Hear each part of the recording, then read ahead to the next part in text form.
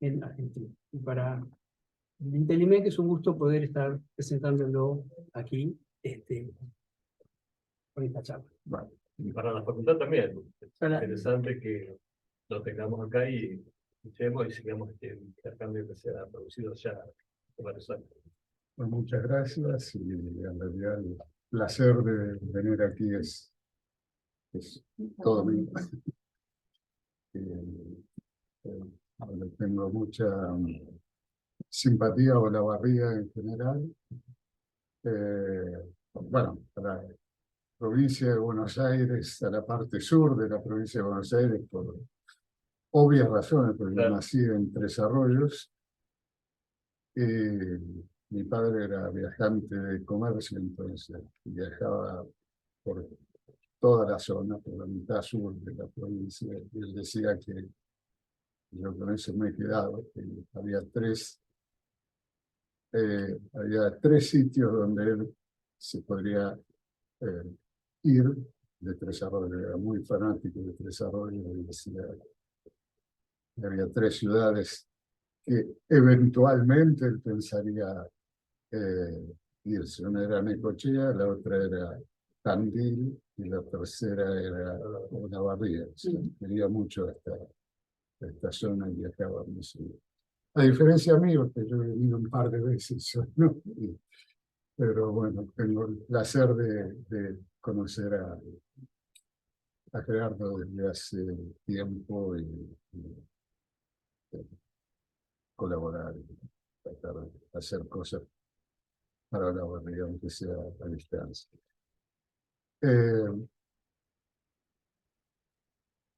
Esto, ¿quién lo tiene que hacer? Ponele ahí. Ahí. Sí.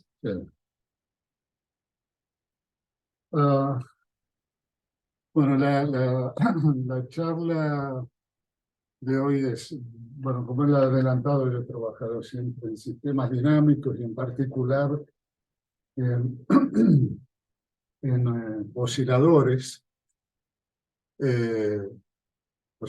no lineales, la dinámica de osciladores no lineales en diversas circunstancias. Y lo que quiero presentaros hoy es la conexión entre ese tipo de investigaciones y la neurociencia, digamos, a nivel de modelos de neuronas. Debería funcionar. Pero no funciona.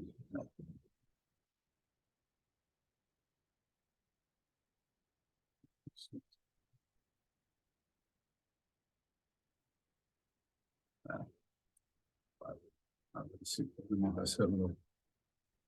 Es un problema con esta conexión, porque ahora no puedo. Bueno, ahí funciona. Algún método. Entonces, resumen, digamos, la outline de la charla es hablar primero un poco de la conexión entre relojes y osciladores, o llaman relojes en biofísica y osciladores, un poco acerca de lo que llamo caos determinista, que es la segunda parte del título, hablar de osciladores que oscilan erráticamente, pero en forma determinista, o sea, erraticidad de alguna manera es predecible, es determinista. No predecible, pero sí determinista. Pues vamos a hablar un poco más de eso. Entonces, el tercer punto es tratar de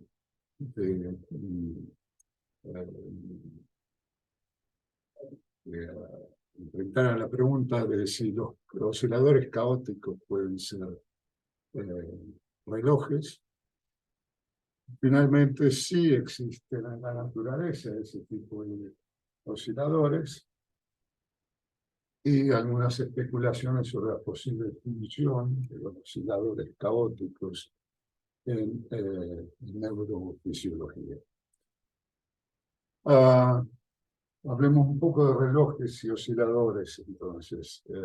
En la vida cotidiana, bueno, en la vida cotidiana estamos estamos rodeados por relojes, tanto construidos por el hombre como los que forman parte de la naturaleza. Por ejemplo, o relojes u osciladores, ¿no? Un poco la idea es hacer digamos, un paralelismo entre los dos conceptos, el concepto de oscilador y el concepto de reloj. Esta es una luciérnaga fotografiada cuando está intentando comunicarse con otras luciérnagas, y lo hace mediante este destello periódico de su órgano, bueno, un órgano especial que tiene en la cola y que es capaz de producir con cierta frecuencia destellos luminosos que sirven de comunicación entre ellos.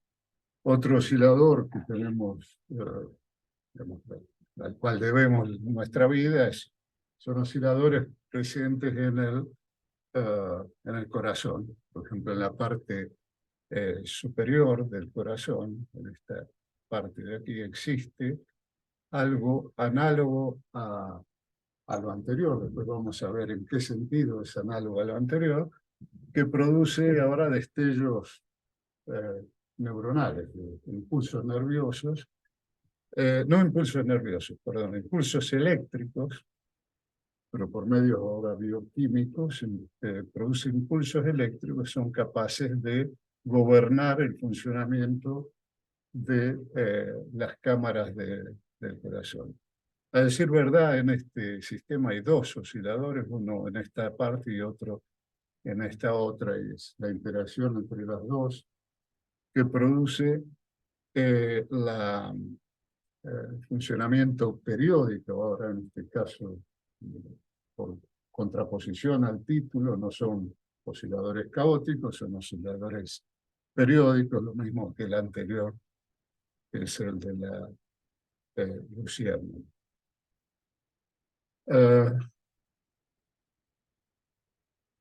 Otro tipo de situaciones ocurren en el cerebro, similares, o sea, las neuronas tomadas aisladamente producen también destellos neuronales, impulsos neuronales en forma, normalmente en forma periódica, y de la combinación de muchos de esos osciladores tenemos, por ejemplo, el control de ritmos biológicos, por ejemplo, el sueño. El sueño está gobernado por determinado tipo de osciladores presentes en el cerebro, que uno puede visualizar con un experimento que se ha hecho aquí en la Cruz. Significa que aquí se ha puesto una persona a dormir en forma aislado de toda referencia temporal externa, o sea, sin cambios de iluminación, sin contacto con el sol y sin relojes despertadores a mano. Y lo que está indicado aquí son esencialmente los periodos de sueño que esa persona elige para dormir sin referencias externas, sin saber cuál es la hora del dormir. Y se observa este gráfico, esta inclinación de los periodos de sueño. Si fuera de 24 horas, como es de nuestra vida cotidiana, cuando estamos sometidos a los horarios usuales, estas bandas tendrían que ser verticales. La escala horizontal es de 24 horas, sin embargo no son verticales, sino son... Quiere decir que básicamente el periodo entre sueño y sueño que elige espontáneamente el individuo es un poco más largo que el de 24 horas, en torno de las 26. Y son las influencias externas las que sincronizan, le cambian esta frecuencia propia del oscilador para que durmamos esencialmente, para que nos acostumbremos a dormir 24 horas. Pero en ausencia de referencias temporales, pues, hay un oscilador que regula el sueño y ese oscilador digamos, tiene orígenes neuronales.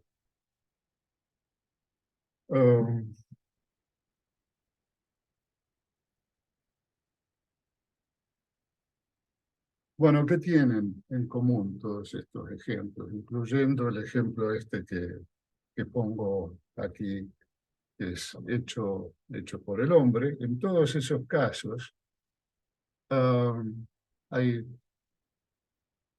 3 o 4 elementos comunes desde el punto de vista de la, siendo abstracción física o abstracción matemática, de cómo están compuestos esos osciladores. Tienen un mecanismo de retroalimentación, un mecanismo de relajación de energía, que ahora vamos a ver exactamente cómo funciona, y un mecanismo de selección de frecuencia. Tomemos el ejemplo más simple. El ejemplo más simple es un reloj de péndulo. Bueno, este ejemplo pues, es muy simple, pero en su simplicidad muchas veces la gente no suele saber exactamente de qué se trata. Que un péndulo oscila lo aprendemos en primero de física, primero de ingeniería, no, primero no, en la escuela secundaria, si razonablemente bueno. Al menos los que caímos en la pública lo aprendíamos en tercer año del secundario. Un péndulo oscila y oscila con una frecuencia más o menos fija, pero todo péndulo, todo aquel que haya experimentado con un péndulo real, lo hace oscilar, dice, ah, qué bonito, oscila, pero acaba deteniéndose. En cambio, este no se detiene. ¿Por qué no se detiene? Bueno, porque le damos cuerda o porque bueno, hacemos alguna operación con una pesa que va cayendo. En otras palabras, le vamos suministrando energía a medida que él la va perdiendo por disipación. Pero si uno va más específicamente a aquel viejo mecanismo, que tiene del orden de cuánto, 600 años, ya creo que el primer reloj de péndulo del orden de 600 o 700 años, puede ver lo que yo decía antes. O sea, tenemos la pesa o la cuerda como fuente de energía, y tenemos un mecanismo llamado escape que, ¿qué hace el escape? El escape mide la posición del péndulo y en la posición adecuada del péndulo le da un empujoncito. Le da un empujoncito y le da la energía que ha perdido en la oscilación o en la media oscilación que hubo antes. Y ahí tenemos las dos cuestiones, dos de las palabras que hemos, bueno, las tres palabras. La selección de frecuencia que le hace el péndulo por sí mismo, el péndulo oscila a una determinada frecuencia y no a otra. Tenemos el mecanismo de retroalimentación, que es el conjunto de estas palancas con el escape, bueno, el conjunto de estas palancas con el mecanismo que mueve el escape, que es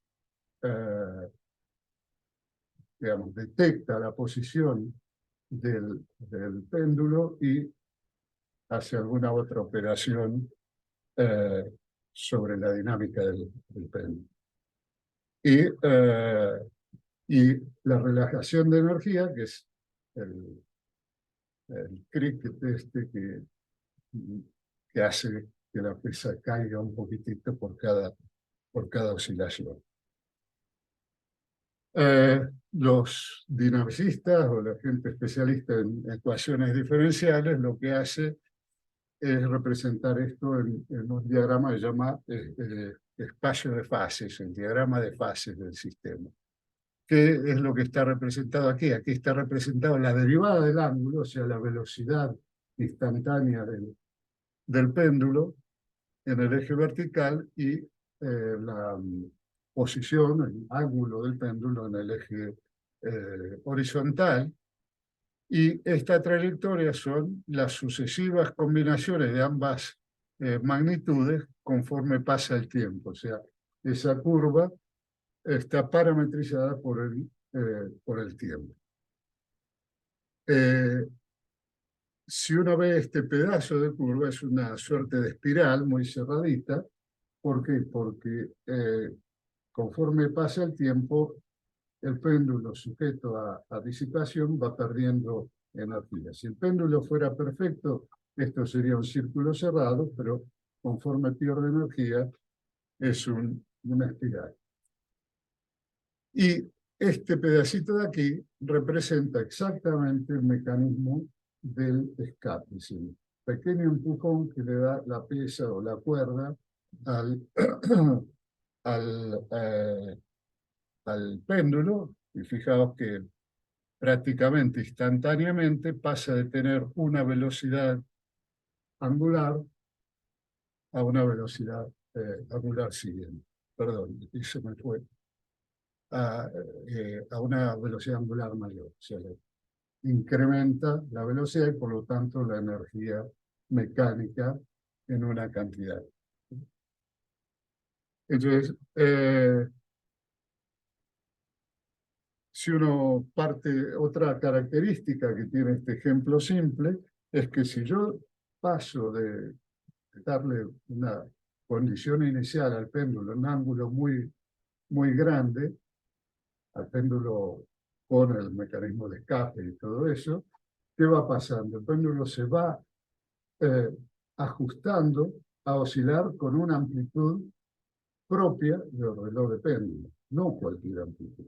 No puede decirle al reloj de péndulo que oscile a una amplitud diferente de la que él está diseñado, no está diseñado, pero sí, digamos que está diseñado para oscilar a una amplitud determinada. O sea, si uno partiera de esta condición inicial, perdón, de esta condición inicial, todas las cosas, conforme va pasando el tiempo, se acomodarían para oscilar en esta misma que hemos puesto aquí. Eso en matemática, en sistemas dinámicos, se llama ciclo límite. ¿Por qué? Porque la trayectoria parta de donde parta, tenga la condición inicial que tenga, acaba recorriendo ese mismo ciclo. Bueno, finalmente ahora sí, voluntariamente paso a este otro oscilador, que no tiene nada que ver con el anterior, pero que tiene todos los elementos del anterior, que es un oscilador que yo llamo químico mecánico, en el cual básicamente cómo funciona este oscilador. Esta es una gota no recuerdo el nombre de la aleación, podría ser mercurio, pero no sé exactamente, galio, perdón, es galio metálico, de hecho. El galio es el otro, la otra sustancia que puede ser metálica bueno, no sé si es el galio exacto, pero digamos que es un metal a temperatura ambiente razonablemente. Y esto está en una determinada solución que le, le cambia digamos, que actúa sobre la tensión superficial de la gota. Entonces, ¿qué ocurre?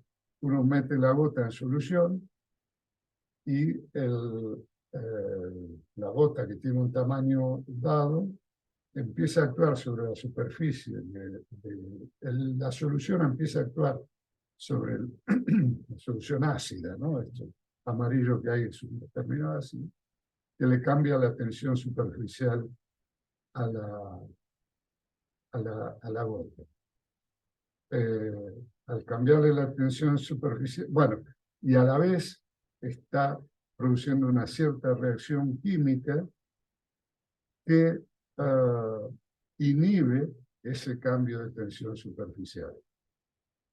Entonces, en determinado momento, la gota se expande por algún efecto de mecánica de fluidos, pues esa parte nociva, nociva en el sentido de que ya no modifica más la tensión superficial, desaparece y vuelve a modificar la tensión superficial de ahí.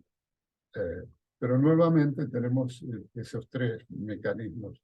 Obviamente la solución se va consumiendo en este proceso y llegará un momento que se para, pero porque se acabó, de la misma manera que el reloj del péndulo se parará cuando se le acaba la cuerda, ¿sí?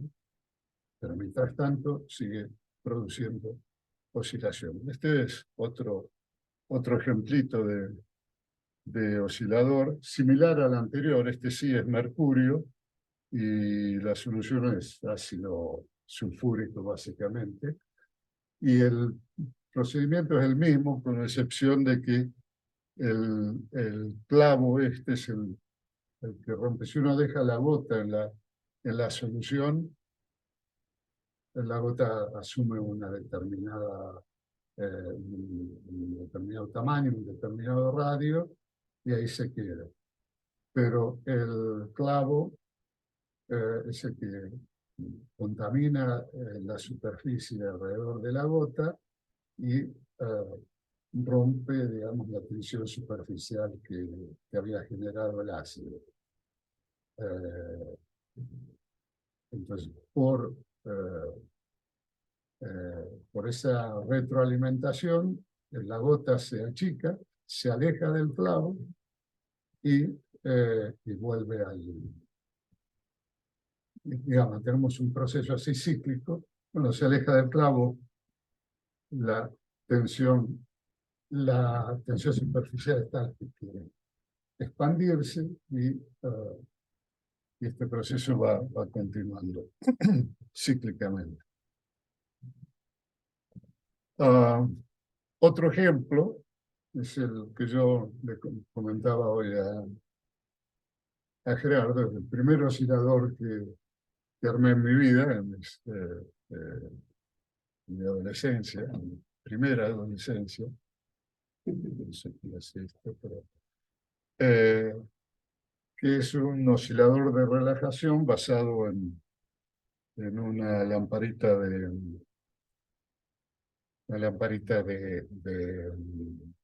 un bulbito de neón. Ahora vamos a tratarlo en detalle, ese oscilador. El que quiera ver alguna similitud con el anterior, que lo vea, porque de hecho uno puede simular el comportamiento de las luciérnagas poniendo en interacción osciladores de este tipo. Hay gente que lo ha hecho. Pero vamos a la matemática de este asunto. Primero, ¿cómo es un bulbo de neón? Un bulbo de neón es un bulbito de vidrio que tiene neón en el interior y dos simples electrodos. Mientras el neón no está ionizado, es esencialmente un aislador, pero si uno sube la tensión lo suficiente, se ioniza y se transforma en un relativamente buen conductor de la electricidad.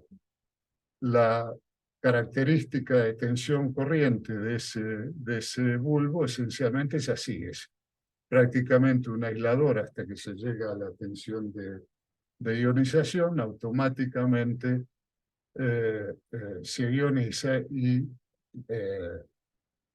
uno lo esperaría en este punto de aquí. Si sometemos una tensión constante al neón, recorreríamos haríamos este recorrido. Llegaríamos hasta la tensión externa B sub B y saltaríamos, o sea, la corriente instantáneamente crecería a este punto. ¿Qué pasa si luego, bueno, si continuamos subiendo, esta parte de la curvita, pues, no sé, está puesta ahí porque copié la figura de algún sitio que la había puesto, pero uno puede pensar que a partir de ahí hay una región ómica de la valvulita, del bulbito, pero lo importante es que si ahora la quiero apagar, tengo que bajar la tensión hasta otro punto, esencialmente hasta el punto E, dando tiempo a los iones del neón a recombinarse. La tensión de ionización es más alta que la tensión de recombinación o la tensión en la cual el bulbo se apaga. Entonces, circuito del oscilador es muy simple. Yo quiero cargar, bueno, no, perdón. Este es el circuito que produciría esta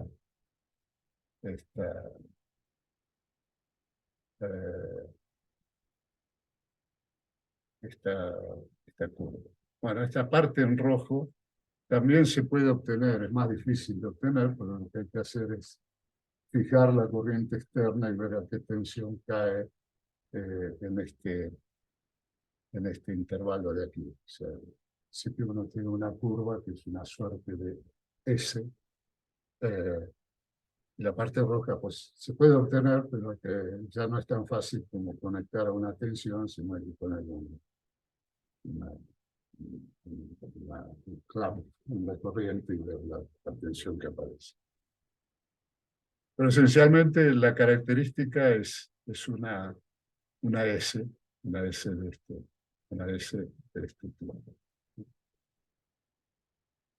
Si uno escribe la recta de carga, creo que aquí no tengo que decir exactamente lo que es, hay muchos ingenieros electrónicos, pero bueno, básicamente lo que resulta en este circuito de reemplazar la neón por una se obtiene esta recta de aquí.